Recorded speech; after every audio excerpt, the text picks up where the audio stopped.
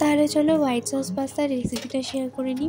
পাস্তাগুলোকে সেদ্ধ করে নিয়েছিলাম হালকা তেল দিয়ে, যাতে এগুলো এক এক অপরের সাথে লেগে না যায়। তারপরে এটাকে ঠান্ডা জলে ধুয়ে স্ট্রেনারে ছেঁকে নিয়েছি। দেখো একটু কিন্তু লেগে যায়নি। এবার এগুলোকে একটু ছড়িয়ে রেখেছি। পারলে ফ্যানের হাওয়ার তলায় দিলে এগুলো খুব ভালো আলাদা আলাদা করে হয়ে যায়। এবার আমি তৈরি করে নেবো হোয়াইট সস। যার জন্য আমি একটু দুধ গুলিয়ে নিয়েছি। আর এবার দিয়ে দিচ্ছি একটুখানি বাটারের মধ্যে দেবো গার্লিক অথবা রসুন। একটুখানি সতে করে নিয়ে, বলবো একটু লাল লাল করে নিলে, ভেজে নিলে আরও ভালো হয়। লাল লাল করে সতে করে নিয়ে বাটারের মধ্যে আমি এই যে দেখো বাটারের মধ্যে রসুন অ্যাড করছি গ্রেট করে। এবার এটাকে একটুখানি আমরা সতে করে নেবো। যখন একটুখানি গোল্ডেন ব্রাউন কালার হয়ে আসবে, তখন তার মধ্যে আমি দিয়ে দেবো একটু ময়দা। এবার এটাকে ভালো করে নেড়ে চেড়ে একটুখানি লাল লাল এই গোল্ডেন ভাবটা আসলেই তার মধ্যে দেবো আমরা দুধ। একটুখানি খেয়াল রাখতে হবে যাতে লাম্প না হয়ে যায়, এরকম করে নাড়াতে থাকতে হবে। আর একটুখানি জল মেশাতে হবে। এরপর দিয়ে দেবো আমরা ব্ল্যাক পেপার অথবা গোলমরিচ। জল দিতে হবে।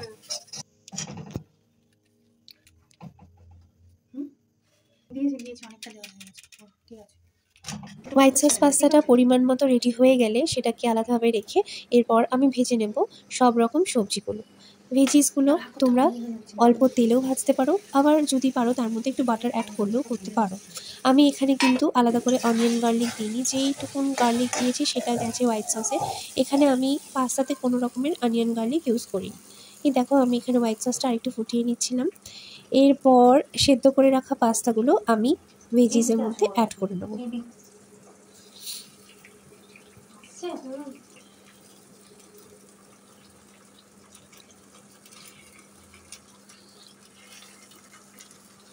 তারপরে একটু ভাজা ভাজা হওয়া অবধি আমরা এটাকে নাড়তে থাকবো। গ্যাসটা এই সময় একটু কিন্তু কমিয়ে দিতে হবে।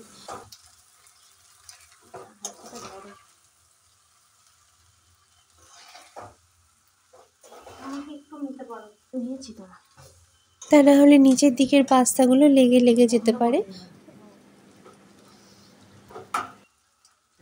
আচ্ছা, এবার পাস্তাটা হয়ে গেলে সবার শেষে দিয়ে নেব আমরা ব্ল্যাক পেপার অথবা গোলমরিচ। গার্নিশিংয়ের জন্য আমি ব্যবহার করেছিলাম ধনেপাতা। এদের ফ্লেভারটাও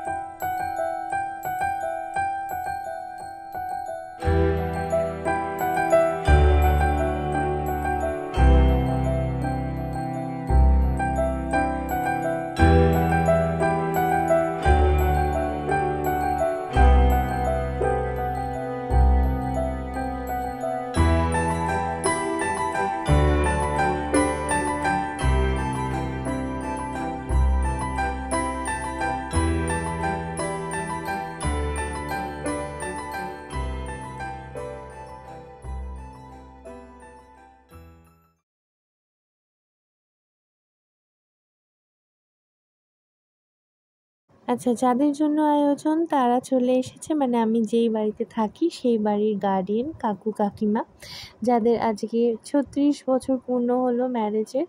তো এই যে টিঙ্কাও চলে এসেছিলো আগের দিন। আমি স্কুলের পর টিঙ্কার সাথে চলে গেছিলাম শপিং করতে, তারপরে অনেক ঘুরেছি।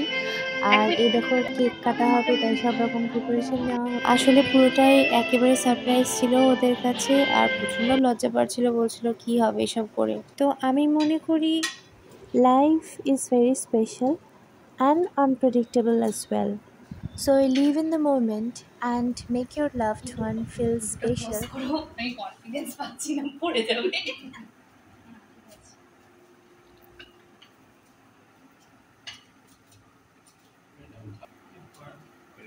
Like